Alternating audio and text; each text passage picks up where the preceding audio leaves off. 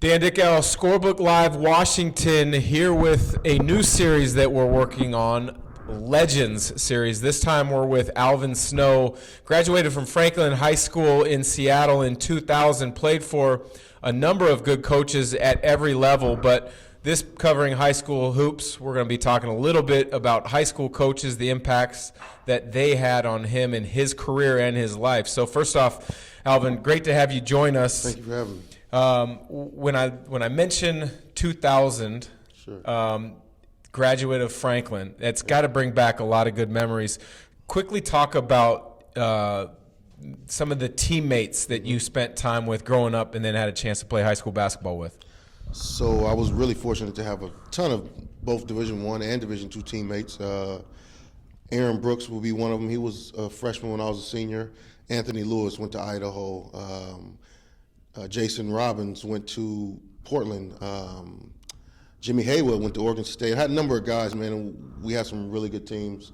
None of our teams actually got to state and won it. I went to state every year, except for one. I played all 4 years varsity, so it was a really good 4-year experience for me. My senior year, we had a change of the staff, and that kind of threw me for a loop, but ended up working out really well. I became state player of the year that year, and so things went really well. And you had mentioned off camera when we were just kind of getting ready, the two names of the high school coaches you played for. Ron Drayton, Sure. Won a couple state titles with one of the best guards to ever come out of the not just the city but the state, and Jason Terry. No question. And then Jason Kerr, who is now at O'Day and seems to be building quite the powerhouse there. Yeah. What impact did those two coaches have on you looking back now quite a bit later? So what I'll say, I'll start here. Coach Drayton had this unique kind of thing that he did. I don't know what to call it. I don't know. It was maybe like a legacy thing. I'm not sure what his idea was exactly. You know, he's struggling with dementia now, so it's really difficult to get certain things out of him. But there was a guy before Jason even named Antoine Williams. Antoine Williams, Coach Drayton gave him number 31. When Jason Terry got to Franklin, Coach Drayton gave him 31. When I got to Franklin, Coach Drayton gave me 31. I'm the last guy to wear 31. On January 3rd, they're going to put me in the Hall of Fame at Franklin. Jason's already in. They're going to put Antoine Williams. Awesome. All three of us in that lineage will be in the Hall of Fame at Franklin. But it was Coach Drayton's foresight. He saw something in all of us, in each of us, right? And that kind of pushed me in a way, because I wasn't a number that I ever wore before. Sure. And I didn't get a choice. He did see something in you. Yeah, but that was, in that moment, it kind of empowered me, right? It made me feel like he really saw something and believed in me, right? And so that kind of pushed me to do more, right? And it inspired me to do more and be greater. Obviously, then you transition to Coach Jason Kerr. The impact that he has had on you, Sure. Touch on that. One of the stories I like to tell people is Coach Kerr, in game, he would give me, much like Coach Drayton, he empowered me in a way, but in game that seldom, I got very few other places. Coach Kerr, let's say we were down 14 points or so, right? And maybe we were having a bad game. Coach Kerr would say, by the end of he'd pull me to the side during free throws or something, and say, I need you to get this under 10 by the end of the quarter. But what that did was, it freed me, right? It said, I believe in you, I trust you to get it done. And that to me, again, empowered me and emboldened me, right? And allowed me to be a better version of myself, so. You had the ability then, after high school, to go play college basketball. You went to Eastern Washington. You were part of a resurgent program there under a coach who was at University of Washington for a time as an assistant, and Ray Giacoletti has spent time at Gonzaga. When you were being recruited from inner city Seattle to go to Cheney, Sure. What was the message from Coach Giacoletti, and what has stuck with you about the recruiting process to this day? So I think we all think we're unique and different. But for me, They were the first school to see it. When I say see it, I mean understand me. At least that's the way it felt for me, right? They were the first school to offer me. They were the first school to show that level of interest. So for me, I disregarded everything that came after that.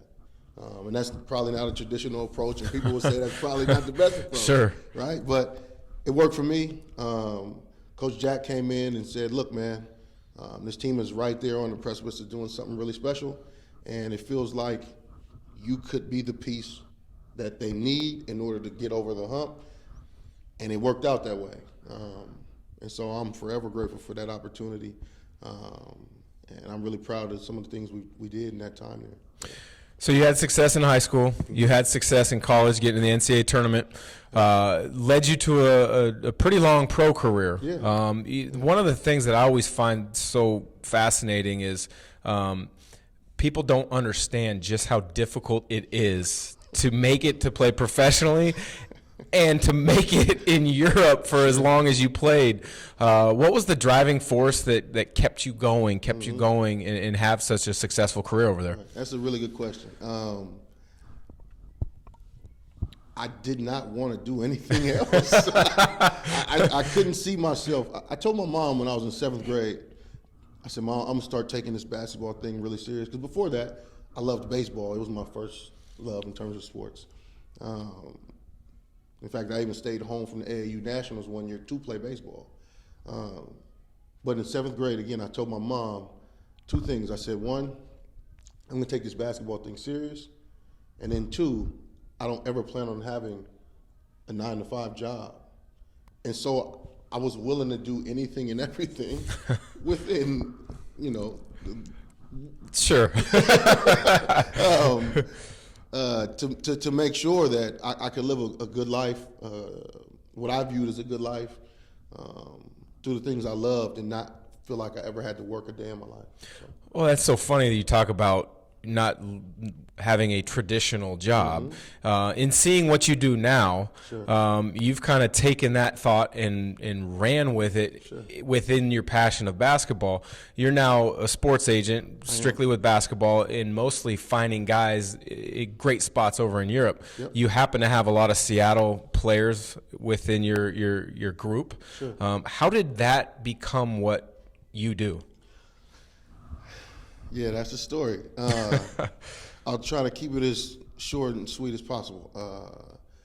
I would say about the last 5 years of my playing career, my professional playing career, my former partner, he kept approaching me about what I wanted to do afterwards, and he insisted upon me working with him. When I finished, I had a bunch of different opportunities. Coach Jack actually offered me a job working with him at Drake. Ernie Kent offered me a spot with him at Washington State. I was in talks with a number of schools, and I thought that that's what I would be doing. But as I looked at it, I realized that, hey, man, you're a guy who wants to be responsible for your own successes and failures, and this felt like a route to that. And so I decided to join my former partner, who I've recently bought out, and now I'm the CEO of my own company at this point. But it just felt like a natural progression. I built all these relationships for so long.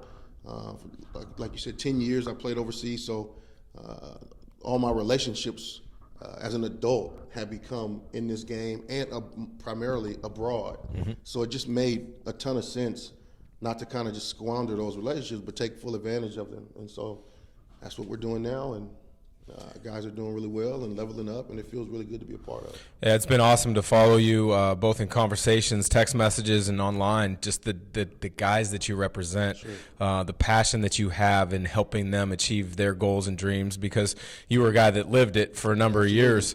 And so I can imagine the pride that you have when your guys have a good game, sure. or the frustrations that you might have when they miss a game winner or something. You feel it all. Oh, for sure. You played, again, success at all levels. Mm-hmm. What is the best memory that you have, regardless of level, as a basketball player? That's a really tough question. I've never actually sat with that. There's so many memories. Some of them not necessarily my own, just things I've kind of been a part of, even on the periphery. I could tell you a story. There's a guy who played in the Big Sky this past season. Sam Dowd played at Idaho State. Not some huge name that everybody's most. If you watched the Big Sky last year, you may not even know who he is, but he played at Boise State. Really small guy. I don't even know how tall he actually is. Hey, he played at Gonzaga Prep. I know Sam well. Yeah, he's tiny, man. Yes, but he's a ball of toughness. He'll run through a wall for you, and he's just a really good young man. And this summer, our company runs a camp in Las Vegas every summer, right next to the NBA Summer League, right next door, actually at UNLV. And we have a draft and things like that. And Sam went undrafted, but a guy pulled out right before the event.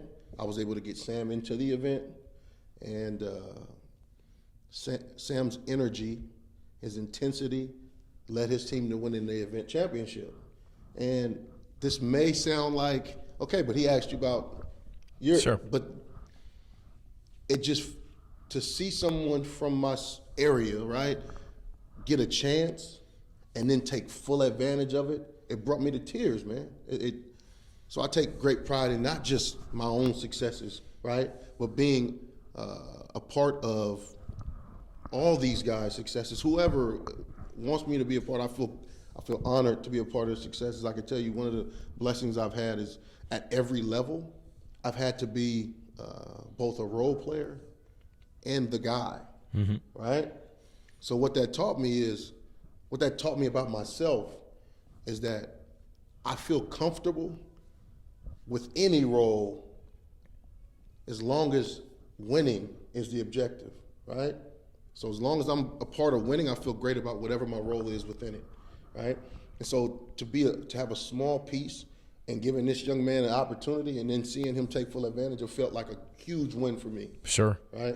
Selfishly. Well, that's awesome to hear, because when I think of Seattle basketball, I think of kind of guys that are so connected and support each other, and that's exactly what you're alluding to with your support of Sam. I mentioned the Seattle basketball community and how connected they are. Sure. I didn't grow up in Seattle, but I spent plenty of time coming up during high school, my high school years, and then when I was at UW, and I was always amazed how connected those guys were. So you're as connected as anybody in the Seattle basketball community. So I got a couple. They might be tough. They might be easy. You might get some words for this, but best player ever to come out of Seattle. Oof. And this could be current. This could be 20, 30 years ago. That's a really difficult question because there's been some guys. There's so many good guys. There's been some guys. One thing I will say, if the conversation, because there's a number of ways you can answer this question. If it's restricted to what a guy did at the high school level, I think Doug Wren has to be in the conversation. If we're taking it to what a guy has done beyond the high school level, I think you got a number of guys. You got to say Jamal Crawford. You got to say Jason Terry. You got to say Doug Christie. I think what we're seeing right now in this moment is Zach LaVine is throwing himself into that conversation. And I can tell you this, in having this very conversation with Jamal Crawford myself, I told him years ago, I said, Jamal, you've been the guy for a long time here. But that dude, Zach, has something different. He doesn't have a ceiling. Like, this is what I was saying. He could be an all-star this year. No question. No question. So I'm really excited to see what he turns into. You know what I mean? All right. So without directly answering the question, you gave a lot of really good names. I guess I'll pin you on this one then. Mm-hmm. Best point guard. Ooh. I mean, man, there's so many guards that come out. Jason Terry, Aaron Brooks, Nate Robinson. Where do you go? I'll be loyal to my soil. All right. I'll go with the Quakers, and I'll put Jason Terry and Aaron Brooks in a tie. How about that? Can't go wrong with either one of those. The last thing that I think has always been, so unique about high school sports is the rivalries, going to an opponent's gym. Yep. What was the biggest rivalry that you played in your high school, and then what was the best environment at a gym, whether it was Franklin's gym, whether it was another school gym? I can say biggest rivalry, undoubtedly, Garfield versus Franklin. When I was playing, they had to move the games to the daytime because it would get too crazy if it was too late at night. So it was a different thing. But then I can speak to a moment that we had. We played at Rainier Beach, and a lot of people say it's one of the best games they've ever seen, blah, blah, blah. I had a really huge game there. But I would say probably the best environment, and this makes people want. There's a coach, he coaches at, Coach Mike coaches at Seattle Prep now, but I think he was at Redmond when I was in high school. And for whatever reason, Redmond was chaotic. They showed up and showed out for those guys, man. And so we really had some. I didn't think that man for man they had the talent, but for whatever reason, that little box and those crazy kids in there screaming, and that was a really tough environment to play in. And we always had tough games there. We always came out on top. Yeah, they're really tough, and it was a really great environment. So. Yeah. Well, Alvin, appreciate you joining, talking about some great memories, I'm sure, for you of high school and how you've transitioned from your love of the game in high school to currently doing what you're doing now. But the funny thing is it's still impacting the Seattle basketball scene, and that's always good to see. So for Scorebook Live Washington, I'm Dan Dickow. He's Alvin Snow, one of the legends.